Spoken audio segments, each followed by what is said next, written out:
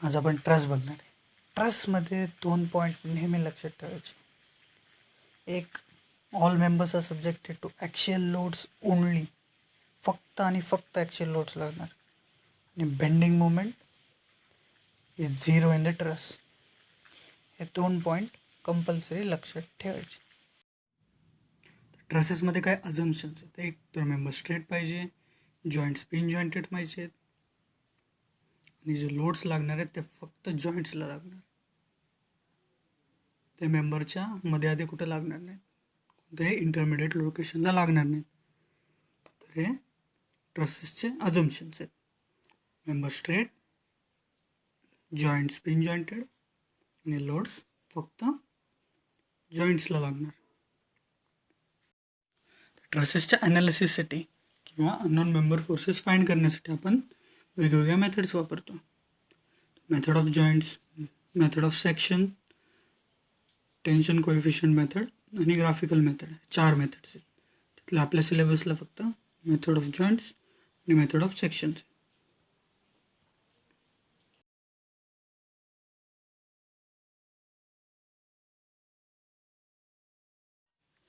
Zero force members कोणत्याही competitive एक्झाममध्ये याच्यावरती क्वेश्चन यायचे चान्सेस खूप जास्त असतात.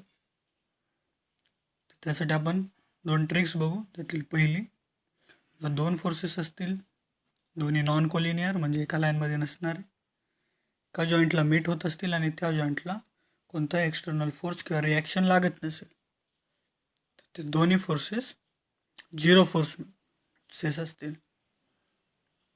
तसंच जर जेव्हा 3 फोर्सेस एका पॉईंटला मीट होत असतील आणि त्यापैकी कोणतेही 2 फोर्सेस कोलिनियर असतील, म्हणजे एका स्ट्रेट लाईनमध्ये असतील, जो तिसरा फोर्स असेल तो झिरो फोर्स असणार. या 2 केसेस यूज करून आपण झिरो फोर्सेसचे एक्झाम्पल सॉल्व करू शकतो. तर आपल्याला ह्याच्यामध्ये झिरो फोर्सेस फाइंड करायचे. तर हे 2 फोर्सेस आणि हे 2 फोर्सेस कसे आहेत? Non collinear forces meeting at a joint. त्या जॉईंटला कोणताही दुसरा एक्सटर्नल फोर्स लागलेला नाही, तर ते दोन्ही फोर्सेस कसे आहेत? झिरो असणार. हे पण 2 झिरो. ते 2 नॉन कोलिनियर, हे 2 कोलिनियर फोर्सेस, हा तिसरा नॉन कोलिनियर फोर्स. सो तिसरा फोर्स इक्वल टू 0. हे 2 कसे असणार? Equal and opposite. So total number of zero forces 1, 2, 3, 4, 5.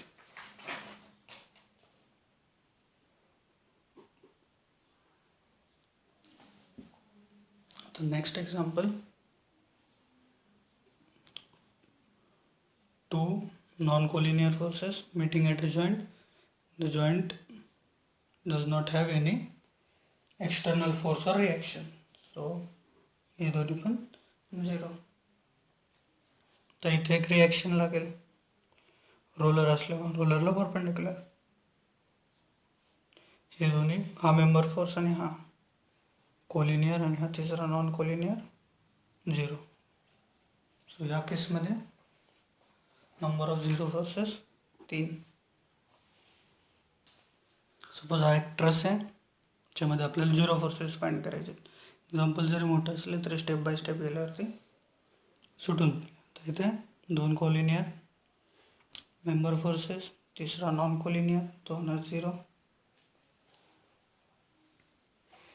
तसेच इथे 2 कोलिनियर, तिसरा नॉन कोलिनियर 0. तर हा नॉन कोलिनियर झाल्यावरती इकडे पकडायचं नाही, हे 3च धरायचे. 2 कोलिनियर, तिसरा नॉन कोलिनियर 0. 2 कोलिनियर, तिसरा 0. तर इथं हा 0 झाला, 1, 2, 3च राहिले. 2 कोलिनियर, तिसरा नॉन कोलिनियर 0. तिकडे 1, 2, 3, 4 0 झाले. हे 1, 2, 3 मध्ये 2 कोलिनियर, तिसरा 0, नॉन कोलिनियरवाला 0. आता इथे 2 कोलिनियर आहेत, तिसरा नॉन कोलिनियर, पण हा चौथा रिॲक्शन लागलेली किंवा एक्सटर्नल फोर्स लागलेला आहे. तिथे रिॲक्शन नाही, एक्सटर्नल फोर्स लागलेला आहे क्यू. ते हा 2 कोलिनियर, हा तिसरा नॉन कोलिनियर 0. कोलिनियर म्हणजे एका लाईनीत हे 2 आहेत. तिसरा नॉन कोलिनियर, 2 कोलिनियर, तिसरा 0.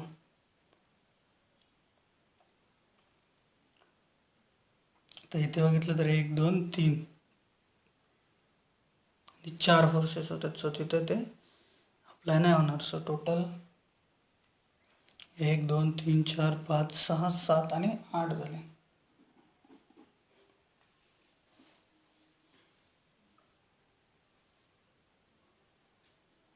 तर आपण ॲनालिसिसची पहिली मेथड बघू, मेथड ऑफ जॉईंट्स. या मेथडमध्ये आपण मॅक्झिमम 2 अननोन सॉल्व करू शकतो, कारण आपण ते प्रत्येक जॉईंट सॉल्व करतो. प्रत्येक जॉईंट म्हणजे त्या पॉईंटला येणारे सगळे फोर्सेस, आणि जर फोर्सेस एका पॉईंटला येत असतील तर ते फोर्सेस आपण कॉन्करंट फोर्सेस म्हणतो. कॉन्करंट फोर्सेसमध्ये मुवमेंट 0 असते. जर मुवमेंट ऑलरेडी 0 असेल तर summation of movement equal to 0 equation आपण वापरू शकत नाही. सो आपल्याकडे इक्वेशन्स राहतात फक्त 2, summation of F of X equal to 0, summation of F of Y equal to 0. So 2 equations use करून आपण फक्त 2 अननोन सॉल्व करू शकतो. त्यामुळं मेथड ऑफ जॉईंट्समध्ये आपण मॅक्झिमम 2 अननोन सॉल्व करू शकतो. मेथड ऑफ सेक्शनमध्ये आपण 3 अननोन सॉल्व करू शकतो.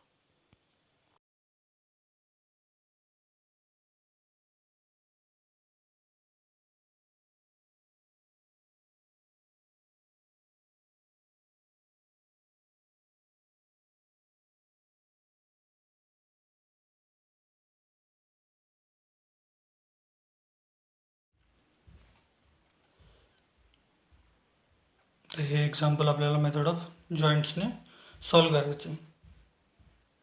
आता हा हिंड सपोर्ट आहे, 2 रिॲक्शन्स लागणार, एक व्हर्टिकल एक हॉरिझॉन्टल. रोलर सपोर्टला एक रिॲक्शन व्हर्टिकल,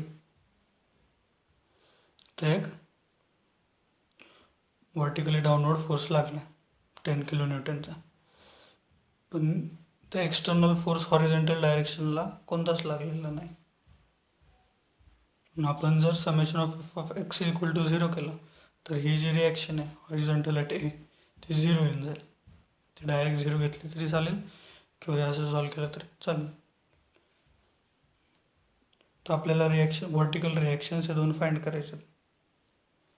तर बाय सिमेट्री हे डाऊनवर्ड 10 आहे, तर इकडे 5 आणि इकडे 5 लागेल. जर सॉल्वच करायचं असेल तर summation of movement at a equal to 0 ते किती येईल, clockwise positive 10 into 2 minus reaction at sea आणि रिॲक्शन ॲट ए 4 2 + 2 4 इंटू हे distance 4 into reaction at sea equal to 0. Reaction at sea किती येईल 10 divided by 20, 10 into 20 divided by 4. So ही आली 5. ही 5 आहे आणि ही 10 आहे, खाली 10 आहे. सो टोटलवरती 10 पाहिजे. So 5 + 5 upwards 10 downwards 10. ते पण जर सॉल्व करायचं असेल तर R A plus R C equal to हे काय केलं आपण summation of F Y equal to 0. R A plus R C equal to 10. आपल्याला आर ए आला 5 किलो न्यूटन, सगळे युनिट किलो न्यूटन.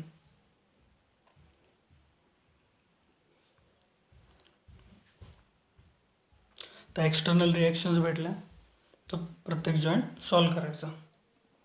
तर या जॉईंटला हे आर ए आहे 5 kilo newton, force A B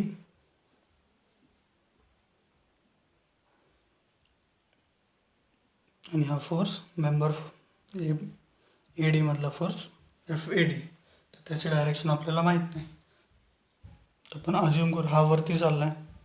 so त्याला बॅलेन्स करायला वर्टिकली डाऊनवर्ड एखादा फोर्स पाहिजे.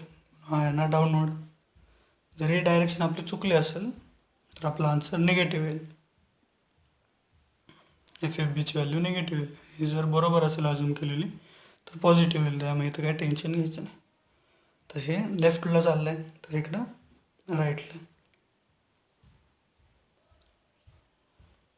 तर हे जर सॉल्व केलं आपल्याला काय येईल R A minus F A B sine theta equal to sine theta म्हणजे इथला थिटा इक्वल टू 0. ते आर ए वरती चाललं आहे. ह्याचा हा व्हर्टिकल कंपोनंट काय असेल F A B sine theta F A B horizontal component F A B cos theta.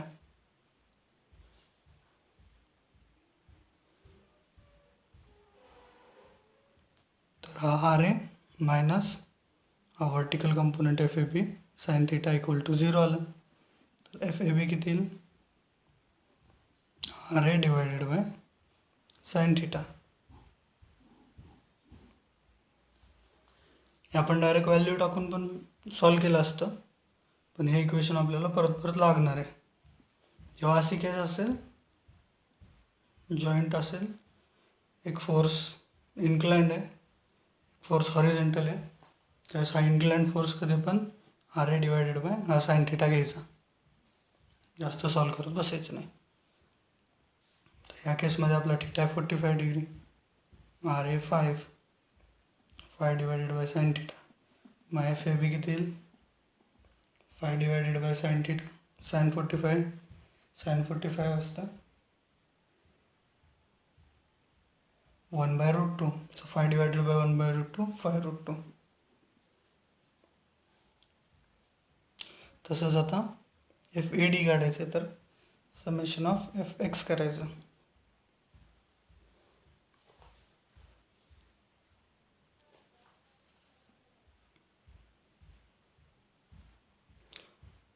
तर ह्याच्यामध्ये हा कॉम्पोनंट इकडे चालला आहे minus F A B cos theta, दुसरा हॉरिझॉन्टल कंपोनंट राईट साईडला plus F A D equal to 0. F A D किती आलं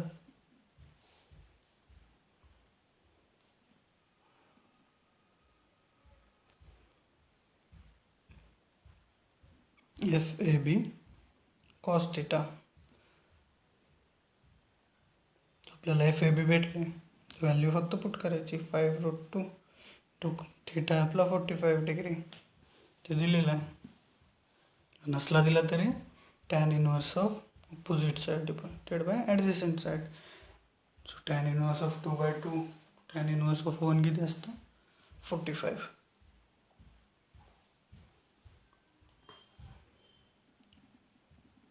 सो एफ ए डी किती येणार 5√2 इंटू 1/√2.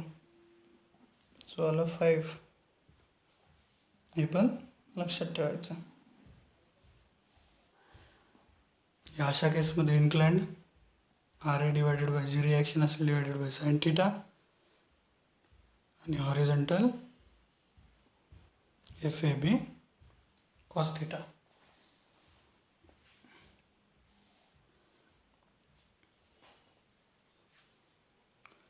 आपल्याला हा भेट ह्याची साईन दोन्ही पॉझिटिव्ह आले, तुमची साईन आपण बरोबर दिली ती. तर हे आलं टेन्शन 5 किलो न्यूटन.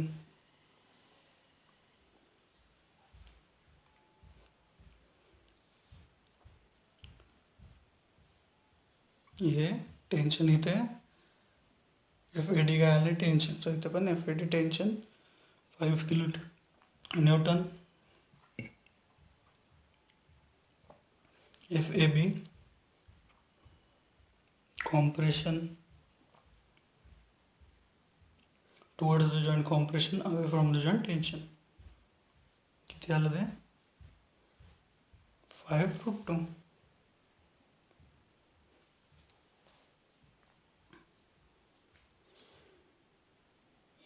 तर इथं प्लस साईन आहे म्हणजे इकडे जे असेल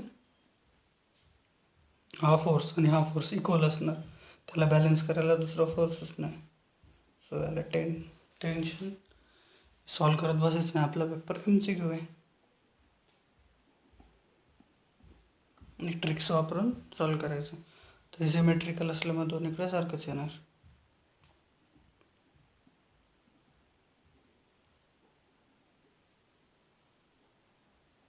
आपल्याला सगळे फोर्सेस भेटले.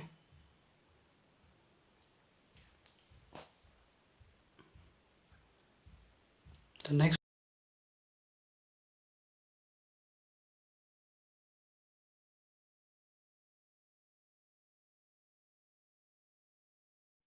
मेथड ऑफ सेक्शनचा एक ॲडव्हान्टेज आहे की आपण या मेथडने कोणताही एखादा मधला इंटरमिडिएट मेंबर बाकीचे मेंबर फोर्सेस न फाइंड करता तो इंटरमिडिएट मेंबर फोर्स आपण फाइंड करू शकतो.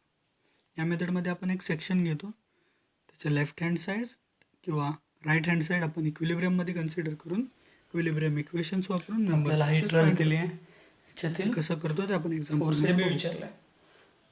तर आपण जर मेथड ऑफ जॉईंट्स वापरला तर हे खूप वेळ खाणार आहे. आधी रिॲक्शन्स फाइंड करा, परत जॉईंट ई सॉल्व करा, मग जॉईंट बी सॉल्व करा, मग आपल्याला ए बी भेटेल. जर आपल्याला कमी वेळात आन्सर पाहिजे आपण directly force A B method of sections define करू शकतो. तर मेथड ऑफ सेक्शन्स प्रोसिजर पहिल्यांदा बघू. तर आपण पहिल्यांदा सपोर्ट रिॲक्शन्स फाइंड करणार, नंतर एक सेक्शन घेणार,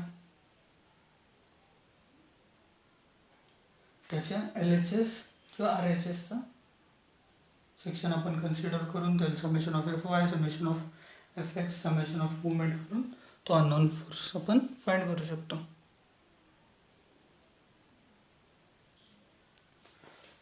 सपोज आपण या केसमध्ये आणि सेक्शन घेताना मॅक्झिमम अननोन्स 3 आले पाहिजे. 4 आले तर ते आपल्याला सॉल्व्ह होणार नाही, कारण आपल्याकडे इक्वेशन्स आहेत 3.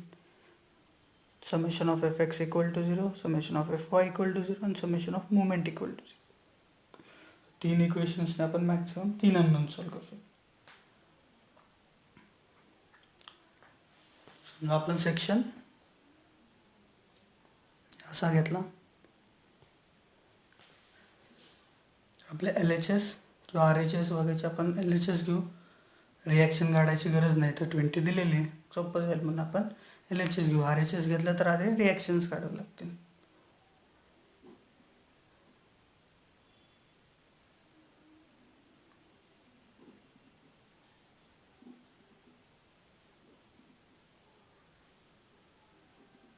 आपला डी जॉईंट,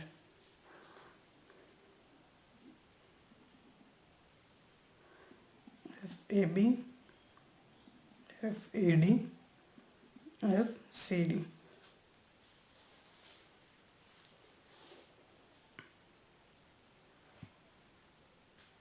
तर आपण काय करणार, D जॉईंटला summation of movement at T करू. ते किती लागले, 20 किलो न्यूटन. याचं डिस्टन्स 3 मीटर, 3 मीटर, हे 3 मीटर. सो हे टोटल पण 3 मीटर, हे 3 metre. So the movement in our anti-clockwise minus 20 into 3 plus clockwise FAB into 3 equal to 0. So 3 cut होणार, FAB equal to 20 kilo Newton. Remaining ट्रेसेसचा part आपण next व्हिडिओमध्ये बघू.